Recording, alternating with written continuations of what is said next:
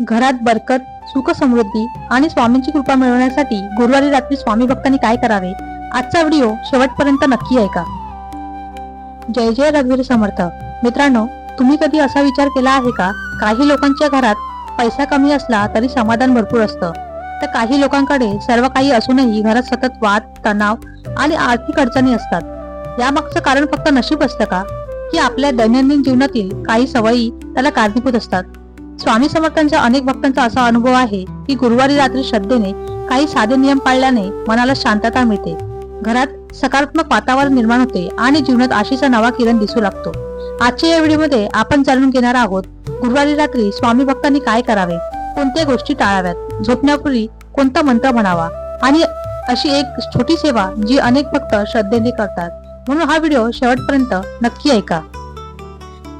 गुरुवार हा भारतीय परंपरेत गुरुचा दिवस मानला जातो. गुरु म्हणजे अंधारातून प्रकाशाकडे घेऊन जाणारा. स्वामी समर्थांना अनेक भक्त आपल्या सद्गुरूच्या रूपात मानतात. म्हणून गुरुवारी भक्त विशेष नामस्मरण, सेवा आणि प्रार्थना करतात. बरकत म्हणजे केवळ पैसा नव्हे, घरात प्रेम असणे, आरोग्य चांगलं असणे, कामात यश मिळणे, मन शांत राहणे, हे सर्वही बरकतीचे स्वरूप आहे.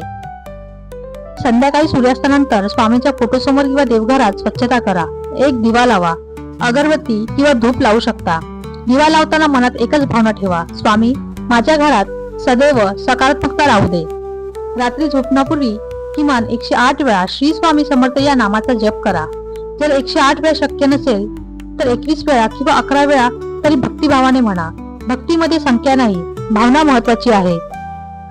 अनेक भक्तांचा अनुभव असा असतो की स्वामींसमोर मन मोकळं केल्यावर मनावरील ताण कमी होतो. त्या रात्री 2 मिनिटं शांत बसा.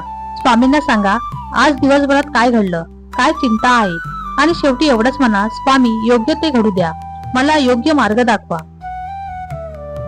गुरुवारी रात्री शक्य असल्यास घरातील एखाद्या व्यक्तीला प्रेमाने पाणी द्या, ज्येष्ठांचा आशीर्वाद घ्या.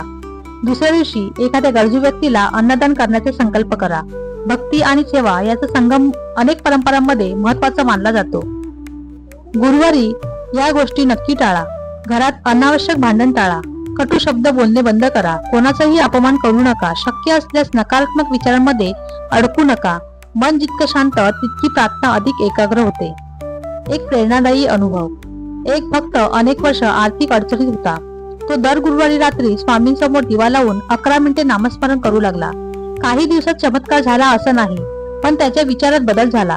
तो अधिक शांत झाला, निर्णय चांगले घेऊ लागला, कामात सातत्य आलं. हळूहळू त्याच्या आयुष्यात सकारात्मक बदल दिसू लागले.